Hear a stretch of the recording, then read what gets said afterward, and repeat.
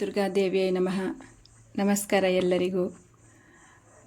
ನಮ್ಮ ಸರ್ವಹಿತೈಷಿ ಟೀಮ್ಗೆ ಸುಮಾರು ಕಾಲ್ ಬರ್ತಾ ಇತ್ತು. ಅದರಲ್ಲಿ ಹೆಚ್ಚಿನ ಕಾಲೆಲ್ಲ ಹೇಗಿದೆ ಅಂತ ಹೇಳಿದರೆ, ನೀವು ಡೈರೆಕ್ಟ್ ಯೂಟ್ಯೂಬಿಗೆ ನಮ್ಮ ಹೆಸರು ಮತ್ತು ಮನೆ ಅಡ್ರೆಸ್ ಹಾಕಬೇಡಿ ಅಂತಲೇ ಎಲ್ಲರೂ ಹೇಳ್ತಾ ಇದ್ದಾರೆ. ಎಲ್ರಿಗೂ ಹೇಗೆ ಹೇಳಿದರೆ, ಪಾಪ ಅವರವ್ರಿಗೆ ಅವರವ್ರದ್ದೇ ಸಮಸ್ಯೆಗಳಿರ್ತದಲ್ಲ, ಹಾಗಾಗಿ ಇರ್ಬೋದಂತ ನಾನು ಸುಮ್ಮನಿದ್ದೆ. ಆದರೆ ಕೆಲವೊಂದು ವಿಷಯಗಳನ್ನು, ಅಂದರೆ ಅವರು ಫೋನ್ ಮಾಡಿದ್ದು ನಾನು ಅವ್ರ ಹೆಸರು ಮತ್ತು ಅವ್ರ ಅಡ್ರೆಸ್ಸು, ಊರಿನ ಹೆಸರು ಯಾವುದು ಹೇಳೋದಿಲ್ಲ. ಆದರೆ ಆ ಒಂದು ವಿಷಯಗಳನ್ನು ನಿಮ್ಮ ಮುಂದೆ ನಾನು ಇಡ್ತೇನೆ. ಯಾಕೆಂತ ಹೇಳಿದರೆ, ನಮ್ಮ ಸಮಾಜ ಅಥವಾ ನಮ್ಮ ಸಮಾಜದ ಒಂದು ಹೆಣ್ಣುಮಕ್ಕಳ ಒಂದು ಪರಿಸ್ಥಿತಿ ಹೇಗಿದೆ ಅಂತ ಹೇಳಿದರೆ, ಇವತ್ತಿನ ದಿನ ತುಂಬ ಬೇಜಾರು ಅನಿಸುತ್ತೆ. ಒಂದೊಂದು ಸಾರಿ ತುಂಬ ಬೇಜಾರಾಗುತ್ತೆ. ಯಾಕೆ ಈ ಥರ ಹೆಣ್ಮಕ್ಳಿಗೆ ಬುದ್ಧಿಯ ದೇವ್ರು ಕೊಡ್ತಾನೋ ನನಗಂತೂ ಗೊತ್ತಾಗ್ತಾ ಇಲ್ಲ. ಇದು ಒಂದು ತಾಯಿ ನನಗೆ ಫೋನ್ ಮಾಡಿ ಹೇಳ್ಕೊಂಡದ್ದು ವಿಷಯ. ಅವರು ಆ ಮಗುವಿಗೆ, ಅಂದರೆ ಆ ಹುಡುಗಿಗೆ, ಅವ್ರ ಮಗಳಿಗೆ 3 ವರ್ಷ ಇದ್ದಾಗ ಅವ್ರ ಗಂಡ ತೀರಿ ಹೋಗ್ತಾರಂತೆ. ಗಂಡ ತೀರಿ ಹೋದ್ಮೇಲೆ ಆ ಮಗುನ ಅವರು ಇನ್ನೊಬ್ಬರ ಮನೆ ಕೆಲಸ ಮಾಡಿಕೊಂಡು, ಅಂದರೆ ಇನ್ನೊಬ್ಬರ ಮನೆ ಮುಸ್ರೆ ಪಾತ್ರೆ ತೊಳ್ಕೊಂಡು ಇನ್ನೊಬ್ಬರ ಮನೆ ಕೆಲಸ ಮಾಡಿಕೊಂಡು ಆ ಮಗುನ ಚಂದ ಮಾಡಿ ಸಾಕ್ತಾರೆ. ಇರ್ಲಿಕ್ಕೊಂದು ಮನೆ ಇತ್ತಂತೆ ಅವರಿಗೆ.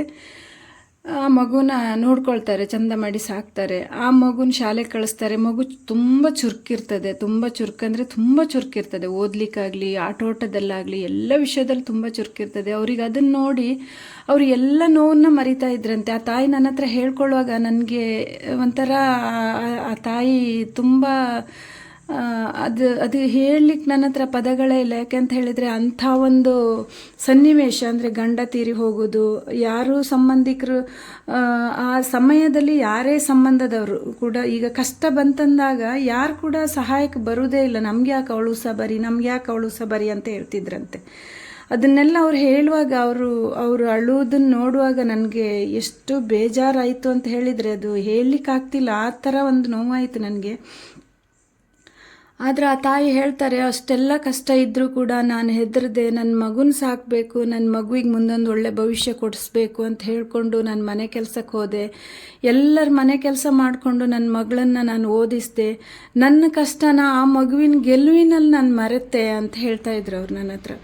ಹಾಗೆ ಬರ್ತಾ ಬರ್ತಾ ಆ ಮಗು ತುಂಬ ಕ್ಯೂಟಾಗಿತ್ತು, ತುಂಬ ಮುದ್ದಾಗಿತ್ತಂತೆ. ಆಮೇಲೆ ಚಂದ ಓದ್ತಿತ್ತಂತೆ.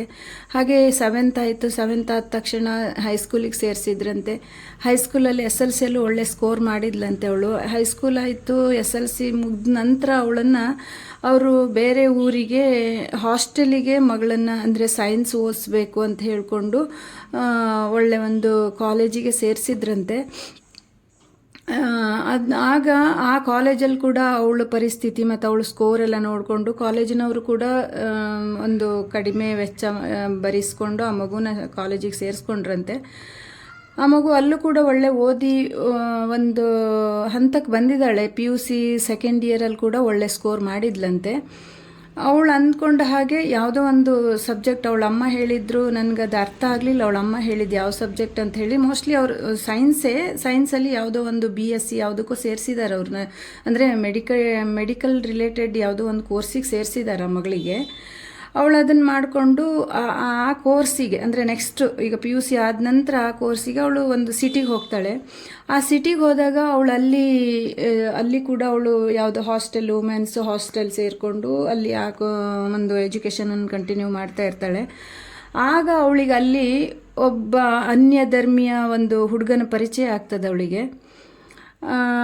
ಅದು ಈ ಅಮ್ಮನಿಗೆ ಗೊತ್ತಿರೋದಿಲ್ಲ. ಪಾಪ ಈ ಅಮ್ಮನಿಗೆ ಅವಳು ಇದ್ದ ಕಾಲೇಜನ್ನು ಅಂದರೆ ಅವಳು ಈಗ, ಅಂದರೆ ಈ PUC ಆದ ನಂತರ ಅವಳು ಕಾಲೇಜಿಗೆ ಸೇರ್ತಾಳಲ್ಲ, ಆ ಕಾಲೇಜ್ ಈ ಅಮ್ಮನಿಗೆ ಗೊತ್ತಿಲ್ಲ ಪಾಪ.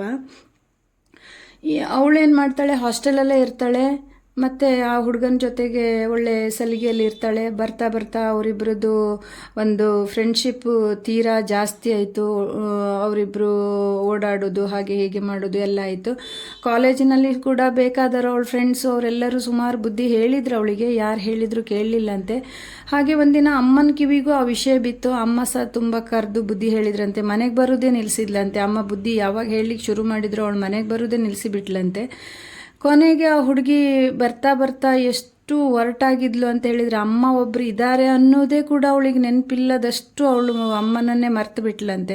ಆ ತಾಯಿ ಹೇಳ್ತಾರೆ, ನಾನು ಯಾರಿಗೋಸ್ಕರ ಜೀವವನ್ನು ಇಟ್ಕೊಂಡು ನಾನು ಕಾಯ್ತಾ ಇದ್ದೇನೋ ಆ ಮಗುವೇ ನನ್ನನ್ನು ಮರ್ತಿರುವಾಗ ನಾನು ಹೇಗೆ ಬದುಕಬೇಕು ಹೇಳಿ ಮೇಡಮ್ ಅಂತ ನನ್ನ ಹತ್ರ ಕೇಳ್ತಾರೆ ಅವರು. ನನಗೆ ಎಷ್ಟು ಹೊಟ್ಟೆ ಉರಿತಂತ ಹೇಳಿದರೆ, ಒಂದು ತಾಯಿ ತನ್ನ ಗಂಡನ್ನು ಕಳ್ಕೊಂಡಿದ್ದಾಗ ಆ ತಾಯಿ ಏನು ಯೋಚನೆ ಮಾಡ್ತಾಳೆ ಅಂತ ಹೇಳಿದರೆ, ನಾನು ಮಗುವಿಗೋಸ್ಕರ ಬದುಕಬೇಕು, ನನ್ನ ಮಕ್ಕಳಿಗೋಸ್ಕರ ನಾನು ದುಡಿಬೇಕು ಅನ್ನೋ ಒಂದು ಏನು ವಿದ್ಯೆ ಇಲ್ಲ, ಉದ್ಯೋಗ ಇಲ್ಲದೆ ಇದ್ದರೂ ಕೂಡ ಹೆದರದೆ ಆ ಮಗುವನ್ನು ಸಾಕಲಿಕ್ಕೋಸ್ಕರ ಯಾರ್ಯಾರದ್ದೋ ಮನೆ ಮುಸ್ರೆ ಪಾತ್ರ ತೊಳೆದು ಆ ಮಗುನ ಒಂದು ಹಂತಕ್ಕೆ ತರಬೇಕು ಅನ್ನುವಾಗ ಆ ಮಗು ಹೀಗೆಲ್ಲ ಮಾಡಿದೆ ಅಂದರೆ ಆ ತಾಯಿ ಹೇಗೆ ಸಹಿಸ್ಕೊಳ್ಬೇಕು ಹೇಳಿ. ಈ ನಮ್ಮ ಮಕ್ಕಳಿಗೆ ಏನು ಬುದ್ಧಿ, ಯಾಕೆ ಈ ಥರ ಒಂದು ಕೆಟ್ಟ ಬುದ್ಧಿ ಆ ಮಕ್ಕಳಿಗೆ ಬರ್ತದೋ ನನಗಂತೂ ಅರ್ಥನೇ ಆಗೋದಿಲ್ಲ. ಆಮೇಲೆ ಆ ಹುಡುಗಿ ಏನು ಮಾಡಿತಂತ ಹೇಳಿದರೆ, ಅವನನ್ನೇ ಮದುವೆ ಮಾಡ್ಕೊಂಡ್ಲಂತೆ. ಮದುವೆ ಮಾಡ್ಕೊಂಡು ಅವಳು ಎಲ್ಲಿ ಹೋದ್ಲು, ಏನಾದ್ಲು, ಹೇಗಿದ್ದಾಳೆ ಅನ್ನೋದು ಏನು ಇವ್ರಿಗೆ ಗೊತ್ತಿಲ್ಲಂತೆ. ಅವಳು ಏನು ಓದಿದ್ಲು ಏನೂ ಗೊತ್ತಿಲ್ಲ. ಆಮೇಲೆ ಅವರದ್ದು ಒಂದು ಯಾರೋ ರಿಲೇಷನ್ ಹುಡುಗನ ಕರ್ಕೊಂಡು ಅವಳು ಕಾಲೇಜಿಗೆಲ್ಲ ಹೋದಾಗ ಅವ್ರು ಹೇಳಿದ್ರಂತೆ, ನಮ್ಮ ಕಾಲೇಜಲ್ಲಿ ಮುಗ್ದಿತ್ತು ಅವಳದ್ದು, ಅವಳು ಎಲ್ಲಿ ಹೋಗಿದ್ಲು ನಮಗೆ ಗೊತ್ತಿಲ್ಲ ಅಂತ ಹೇಳಿದ್ರಂತೆ. ಆ ತಾಯಿ ಅಲ್ಲಿಂದ ಹತ್ಕೊಂಡು ಬಂದು ಅವ್ರಿಗೆ ಯಾರೋ ನಂದು ಈ ನಂಬರ್, ನಮ್ಮ ಸರ್ವಹಿತೈಷಿ ಟೀಮಿನ ನಂಬರ್ ಕೊಟ್ಟಿದ್ರಂತೆ. ನನಗೆ ಫೋನ್ ಮಾಡಿದರು, ಅಮ್ಮ ಮೇಡಮ್ ನಮ್ಮ ಮಗುನ ಹೇಗಾದರೂ ಕಾಪಾಡ್ತೀರಾ, ನನ್ನ ಮಗಳನ್ನ ಎಲ್ಲಿದ್ದಾಳೆ ಅಂತ ಹುಡುಕಿ ಕೊಡ್ತೀರಾ ಅಂತ ಕೇಳಿದರು. ನಾನು ಸಹ ನಮ್ಮ ಟೀಮಿನವ್ರಿಗೆ ಸಹ ಅವಳದ್ದು ಫೋಟೋ ಮತ್ತು ನಮ್ಮ ಒಂದು ಇದನ್ನು ವಿಚಾರನ ನಾನು ನಮ್ಮ ಟೀಮಿನವ್ರ ಜೊತೆಗೆ ಹಂಚಿಕೊಂಡೆ. ನಮ್ಮ ಟೀಮಿನವರು ಸರ್ಚ್ ಮಾಡ್ತಿದ್ದಾರೆ, ಬಟ್ ಎಲ್ಲಿ ಕೂಡ ಅವಳ ಒಂದು ವಿಳಾಸ ಸಿಗ್ತಿಲ್ಲ. ಮತ್ತು ಬೇರೆ ರೀತಿ ಹೋಗಲಿಕ್ಕೆ ನಮಗೂ ಗೊತ್ತಾಗ್ತಿಲ್ಲ. ಯಾಕೆಂತ ಹೇಳಿದರೆ ಆ ತಾಯಿಗೂ ಕೂಡ ಅಂದರೆ ನಾವೀಗ ಮುಂದುವರೆದ್ರೆ ಇದೇ ವಿಷಯದಲ್ಲಿ ತಗೊಂಡು ಕಂಪ್ಲೇಂಟು ಮತ್ತೊಂದು ಮಾಡಿ ಮುಂದುವರೆದ್ರೆ ಆ ತಾಯಿ ಕೂಡ ನಮಗೆ ಸಪೋರ್ಟ್ ಮಾಡೋ ಸ್ಥಿತಿಯಲ್ಲಿಲ್ಲ. ಹಾಗಾಗಿ ನಮಗೂ ಕೂಡ ಅದು ಹೇಗೆ ಮುಂದುವರಿಬೇಕು ಅಂತ ಹೇಳಿ ಗೊತ್ತಾಗ್ತಿಲ್ಲ. ಆದರೂ ಕೂಡ ಆ ವಿಷಯದ ಬಗ್ಗೆ ನಾವು ಡಿಸ್ಕಷನ್ ಮಾಡ್ತಾ ಇದ್ದೇವೆ. ನಾವು ಹೇಳೋದೊಂದೇ, ಆ ತಾಯಿ ಕಷ್ಟಪಟ್ಟಿದ್ದು ಅವನಿಗೆ ಗೊತ್ತಿಲ್ಲದೆ ಇರಬಹುದು, ಅವಳು ಏನು ಇಷ್ಟಪಟ್ಟು ಹೋಗಿದ್ಲು ಅವನಿಗೆ ಗೊತ್ತಿಲ್ಲದೆ ಇರಬಹುದು. ಆದರೆ ಈ ಮಗುಗೆ ಗೊತ್ತಿದೆ ಈ ತಾಯಿ ಎಷ್ಟು ಕಷ್ಟಪಟ್ಟಿದೆ, ತನಗೋಸ್ಕರ ತನ್ನ ಜೀವನವನ್ನೇ ಮುಡುಪಾಗಿ ಇಟ್ಟಿದ್ದಾರೆ ನನ್ನ ಅಮ್ಮ ಅನ್ನೋ ಒಂದು ವಿವೇಕ ಆ ಮಗುವಿಗಿರಬೇಕಾಗಿತ್ತು, ಆ ಹುಡುಗಿಗಿರಬೇಕಾಗಿತ್ತು. ಯಾಕೆ ಈ ಹೆಣ್ಮಕ್ಳಿಗೆ ಇಷ್ಟೊಂದು ಒಂದು ಬೇಜವಾಬ್ದಾರಿತನ ಬರ್ತದೆ ಅಂತ ನನಗೆ ಅರ್ಥ ಆಗೋದಿಲ್ಲ. ಹುಡುಗರು ಮಾಡ್ತಾರೆ ಅಂತ ಹೇಳ್ತಾರೆ, ಆದರೆ ಹುಡುಗಿಯಾಗಿ ಇವಳೇ ಹೀಗೆ ಅಮ್ಮನ ಜೊತೆ ಈ ಥರ ಒಂದು ಬಿಹೇವ್ ಮಾಡ್ತಾಳೆ ಅಂತ ಹೇಳಿದರೆ ಪಾಪ ಆ ತಾಯಿಗೆ ನಾನು ಹೇಳಿದೆ, ಅಮ್ಮ ನಿಮ್ಮದು ಒಬ್ಬಳು ಮಗಳು ಹೋಗಿರಬಹುದು, ನಾವೆಲ್ಲ ನಿಮ್ಮ ಜೊತೆಗಿದ್ದೇವೆ, ನೀವೇನು ಹೆದರಬೇಡಿ ಅಮ್ಮ, ನಿಮ್ಮ ಜೊತೆ ನಾವು ಖಂಡಿತ ನಿಮ್ಮ ಕೊನೆಯ ಕ್ಷಣದವರೆಗೂ ನಾವು ಇರ್ತೇವೆ, ನೀವು ಹೆದರಬೇಡಿ ಅಂತ ಅವ್ರಿಗೆ ನಾನು ಆಶ್ವಾಸನೆ ಕೊಟ್ಟೆ. ಮತ್ತು ಅವ್ರು ನನಗೆ ನಾನು ಹೇಳಿದೆ, ನೀವು ದಿನ ಫೋನ್ ಮಾಡಿ ನನಗೆ ನಿಮ್ಗೇನು ಬೇಕು, ನಿಮ್ಗೇನು ತೊಂದರೆ ಆಗಿದೆ, ನಿಮ್ಗೇನು ಕಷ್ಟ ಆಗುತ್ತೆ, ನೀವೆಲ್ಲ ನಮ್ಮ ಜೊತೆ ಹಂಚ್ಕೊಳ್ಳಿ, ನಿಮ್ಮ ಮಕ್ಕಳಂತ ನಮ್ಮನ್ನು ತಿಳ್ಕೊಳ್ಳಿ ಅಮ್ಮ, ನಿಮ್ಮ ಜೊತೆ ನಾವು ತುಂಬ ಜನ ಮಕ್ಕಳಿದ್ದೇವೆ ಅಂತೆಲ್ಲ ನಾನು ಅವ್ರಿಗೆ ಬುದ್ಧಿ ಹೇಳಿದೆ. ಆದರೆ ಅವರಿಗಿರುತ್ತಲ್ಲ ಅವ್ರ ಹೆತ್ತ ಮಗಳನ್ನೋ ಒಂದು ಅಭಿಮಾನ ಮತ್ತು ಅವ್ರ ಹೆತ್ತ ಮಗಳಿನ ಆ ಒಂದು ವಾತ್ಸಲ್ಯ, ಆ ಒಂದು ಮಮತೆ ಇರುತ್ತಲ್ಲ, ಆ ತಾಯಿಯ ಒಂದು ಕಣ್ಣೀರಿಗೆ ಯಾರು ಹೊಣೆ ಹೇಳಿ? ಯಾಕೆ ಈ ಸಮಾಜದಲ್ಲಿ ಈ ಥರ ಒಂದು ಜನಾಂಗದವರು ಮದುವೆ ಮಾಡ್ಕೊಳ್ಳಿ, ನಾನು ಬೇಡ ಅಂತ ಹೇಳೋದಿಲ್ಲ, ಯಾಕೆ ತನ್ನ ತಾಯಿಯನ್ನೇ ಮರೆಯುವಷ್ಟು ಯಾಕೆ ಅವ್ರು ಕ್ರೂರಿ ಆಗ್ತಾರೆ ಅಂತ ನಾನು ಕೇಳೋದು.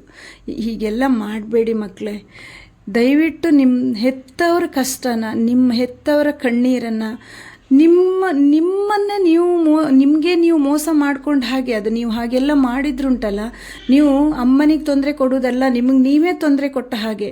ನೀವು ಅಮ್ಮ ಅಪ್ಪನನ್ನು ಚೆನ್ನಾಗಿ ನೋಡ್ಕೊಂಡ್ರಿ ಅಂತ ಹೇಳಿದರೆ ಅದಕ್ಕಿಂತ ಬೇರೆ ಯಾವ ಪೂಜೆ ಬೇಡ, ಯಾವ ವ್ರತ ಬೇಡ, ಅದೇ ಸಾಕಾಗುತ್ತೆ ನಿಮಗೆ. ಆದರೆ ಇಂಥ ಒಂದು ತಾಯಿ ತಂದೆಯರ ಒಂದು ನೋವಿಗೆ ನೀವು ಕಾರಣ ಆಗಬೇಡಿ ಅಂತ ನಾನು ನಿಮ್ಮ ಹತ್ರ ಹೇಳ್ತಾ ಇಲ್ಲಿಗೆ ಮುಗಿಸ್ತೇನೆ. ಮತ್ತು ಒಂದಿಷ್ಟು ವಿಷಯಗಳಿದೆ, ಅದನ್ನೆಲ್ಲದನ್ನು ನಿಮ್ಮ ಮುಂದೆ ಒಂದೊಂದೇ ಎಳೆ ಎಳೆಯಾಗಿ ಇಡ್ತೇನೆ. ನಮಸ್ಕಾರ ಎಲ್ಲರಿಗೂ.